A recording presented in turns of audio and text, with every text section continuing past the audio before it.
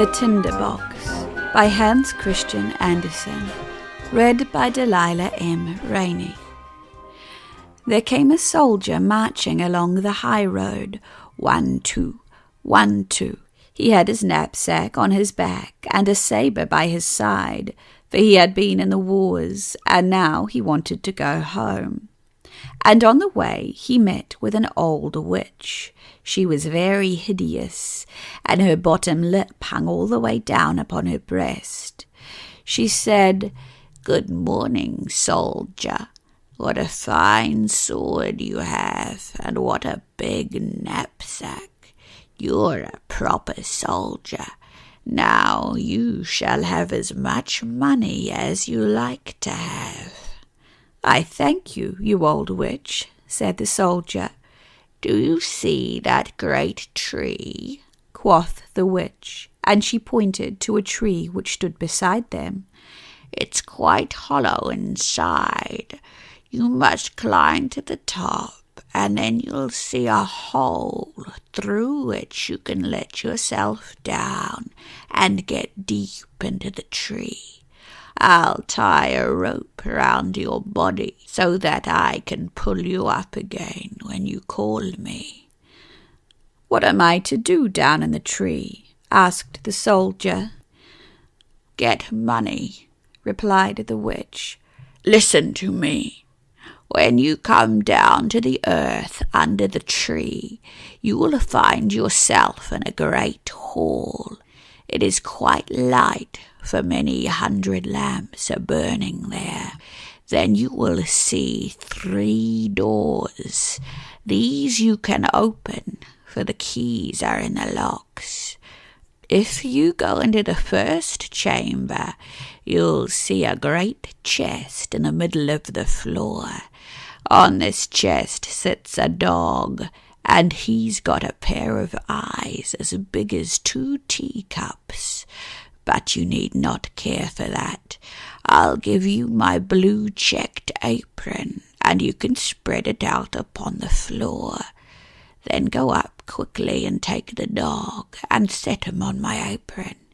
Then open the chest, and take as many farthings as you like. They are of copper. If you prefer silver, you must go into the second chamber. But there sits a dog with a pair of eyes as big as mill wheels. But do not you care for that. Set him upon my apron, and take some of the money. And if you want gold, you can have that too. In fact, as much as you can carry if you go into the 3rd chamber. But the dog that sits on the money chest there has 2 eyes as big as the round tower of Copenhagen.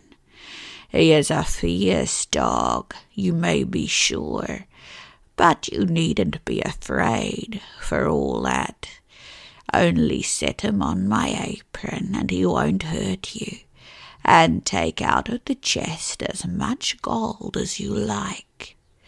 "That's not so bad," said the soldier.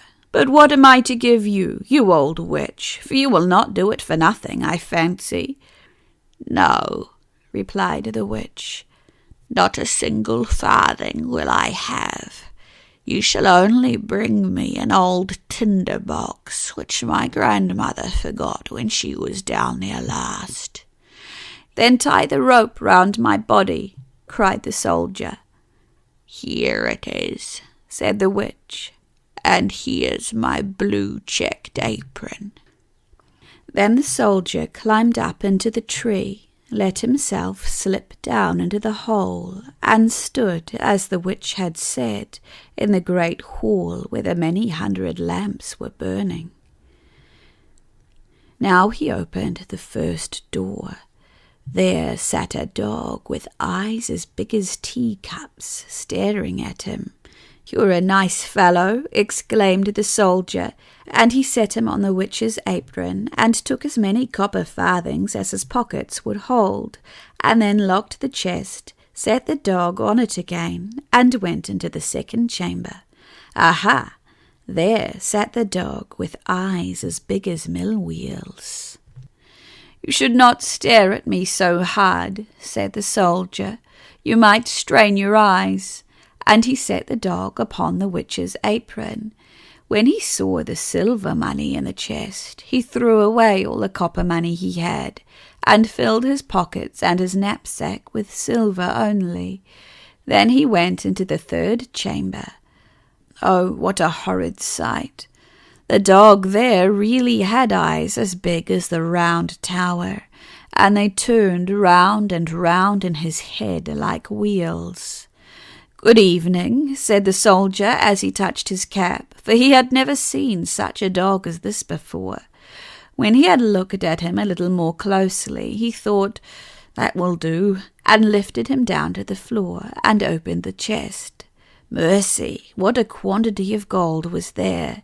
He could buy with it the whole of Copenhagen, and the sugar pigs of the cake woman, and all the tin soldiers, whips and rocking horses in the whole world. Yes, there was a quantity of money. Now the soldier threw away all the silver coin with which he had filled his pockets and his knapsack, and took gold instead. Yes, all his pockets, his knapsack, his boots, and his cap were filled, so that he could scarcely walk. Now indeed he had plenty of money. He put the dog on the chest, shut the door, and then called up through the tree, "Now pull me up, you old witch." "Have you the Tinderbox?" asked the witch. "Plague on it!" exclaimed the soldier. "I had clean forgotten that." And he went and brought it. The witch drew him up, and he stood on the high road again, with pockets, boots, knapsack, and cap full of gold. "What are you going to do with the Tinderbox?" asked the soldier. "That's nothing to you," retorted the witch. "You've had your money. Just give me the Tinderbox." "Nonsense," said the soldier. "Tell me directly what you're going to do with it, or I'll draw my sword and cut off your head." "No," cried the witch. So the soldier cut off her head. There she lay, but he tied up all his money in her apron, took it on his back like a bundle, put the Tinderbox in his pocket, and went straight towards the town. That was a splendid town. He put up at the very best inn, asked for the finest rooms, and ordered his favourite dishes, for now he was rich, having got so much money. The servant who had to clean his boots certainly thought them a remarkably old pair for such a rich gentleman, but he had not brought any new ones yet. The next day he procured proper boots and handsome clothes. Now our soldier had become a fine gentleman, and the people told him of all the splendid things which were in the city, and about the king, and what a pretty princess the king's daughter was. "Where can one get to see her?" asked the soldier. "She is not to be seen at all," said they all together. "She lives in a great copper castle, with a great many walls and towers round about it. No one but the king may go in and out there, for it has been prophesied that she shall marry a common soldier, and the king can't bear that." "I should like to see her," thought the soldier, but he could not get leave to do so. Now he lived merrily, went to the theatre, drove in the king's garden, and gave much money to the poor. And this was very kind of him, for he knew from old times how hard it is when one has not a shilling. Now he was rich, had fine clothes, and gained many friends, who all said he was a rare one, a true cavalier, and that pleased the soldier well. But as he spent money every day and never earned any, he at last had only 2 shillings left, and he was obliged to turn out of the fine rooms in which he had dwelt, and had to live in a little garret under the roof, and clean his boots for himself, and mend them with a darning needle. None of his friends came to see him, for there were too many stairs to climb. It was quite dark one evening, and he could not even buy himself a candle, when it occurred to him that there was a candle end in the tinderbox which he had taken out of the hollow tree into which the witch had helped him. He brought out the tinderbox and the candle end, but as soon as he struck fire and the sparks rose up from the flint, the door flew open, and the dog who had eyes as big as teacups, and whom he had seen in the tree, stood before him, and said, "What are my lord's commands?" "What is this?" said the soldier. "That's a famous tinderbox, if I can get everything with it that I want. Bring me some money," said he to the dog, and whisk, the dog was gone, and whisk, he was back again, with a great bag full of shillings in his mouth. Now the soldier knew what a capital tinderbox this was. If he struck it once, the dog came who sat upon the chest of copper money. If he struck it twice, the dog came who had silver, and if he struck it 3 times, then appeared the dog who had the gold. Now the soldier moved back into the fine rooms, and appeared again in handsome clothes, and all his friends knew him again, and cared very much for him indeed. Once he thought to himself, "It is a very strange thing that one cannot get to see the princess. They all say she is very beautiful, but what is the use of that if she has always to sit in the great copper castle with the many towers? Can I not get to see her at all? Where is my tinderbox?" And so he struck a light, and whisk came the dog with eyes as big as teacups. "It is midnight, certainly," said the soldier, "but I should very much like to see the princess, only for one little moment." The dog was outside the door directly, and, before the soldier thought it, came back with the princess. She sat upon the dog's back and slept, and everyone could see that she was a real princess, for she was so lovely. The soldier could not refrain from kissing her, for he was a thorough soldier. Then the dog ran back again with the princess. But when morning came, and the king and queen were drinking tea, the princess said she had had a strange dream the night before about a dog and a soldier, that she had ridden upon the dog, and the soldier had kissed her. "That would be a fine history," said the queen. So one of the old court ladies had to watch the next night by the princess's bed, to see if this really was a dream or what it might be. The soldier had a great longing to see the lovely princess again, so the dog came in the night, took her away, and ran as fast as he could. But the old lady put on water boots, and ran just as fast after him. When she saw that they both entered a great house, she thought, "Now I know where it is," and with a bit of chalk she drew a great cross on the door. Then she went home and lay down, and the dog came up with the princess. But when he saw that there was a cross drawn on the door where the soldier lived, he took a piece of chalk too, and drew crosses on all the doors in the town. And that was cleverly done, for now the lady could not find the right door, because all the doors had crosses upon them. In the morning early came the king and queen, the old court lady, and all the officers, to see where it was the princess had been. "Here it is," said the king, when he saw the first door with a cross upon it. "No, my dear husband, it is there," said the queen, who descried another door which also showed a cross. Who descried another door which also showed a cross. "But there is one, and there is one," said all, for wherever they looked there were crosses on the doors, so they saw that it would avail them nothing if they searched on. But the queen was an exceedingly clever woman, who could do more than ride in a coach. She took her great gold scissors, cut a piece of silk into pieces, and made a neat little bag. This bag she filled with fine wheat flour, and tied it on the princess's back.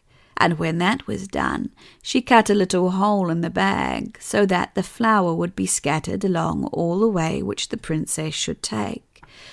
In the night the dog came again, took the princess on his back, and ran with her to the soldier, who loved her very much, and would gladly have been a prince so that he might have her for his wife. The dog did not notice at all how the flower ran out in a stream from the castle to the windows of the soldier's house, where he ran up the wall with the princess. In the morning the king and queen saw well enough where their daughter had been, and they took the soldier and put him in prison. There he sat. Oh, but it was dark and disagreeable there, and they said to him, "Tomorrow you shall be hanged." That was not amusing to hear, and he had left his tinderbox at the inn. In the morning he could see through the iron grating of the little window how the people were hurrying out of the town to see him hanged. He heard the drums beat and saw the soldiers marching. All the people were running out, and among them was a shoemaker's boy with a leather apron and slippers, and he galloped so fast that one of his slippers flew off and came right against the wall where the soldier sat looking through the iron grating. "Hullo, you shoemaker's boy, you needn't be in such a hurry," cried the soldier after him. "It will not begin till I come. But if you will run to where I lived and bring me my tinderbox, you shall have 4 shillings, but you must put your best leg foremost." The shoemaker's boy wanted to get the 4 shillings, so he went and brought the tinderbox, and, well, we shall hear now what happened. Outside the town a great gallows had been built, and round it stood the soldiers and many 100,000 people. The king and queen sat on a splendid throne opposite the judges and the whole council. The soldier already stood upon the ladder, but as they were about to put the rope round his neck, he said that before a poor criminal suffered his punishment, an innocent request was always granted to him. He wanted very much to smoke a pipe of tobacco, and it would be the last pipe he should smoke in the world. The king would not say no to this, so the soldier took his tinderbox and struck fire.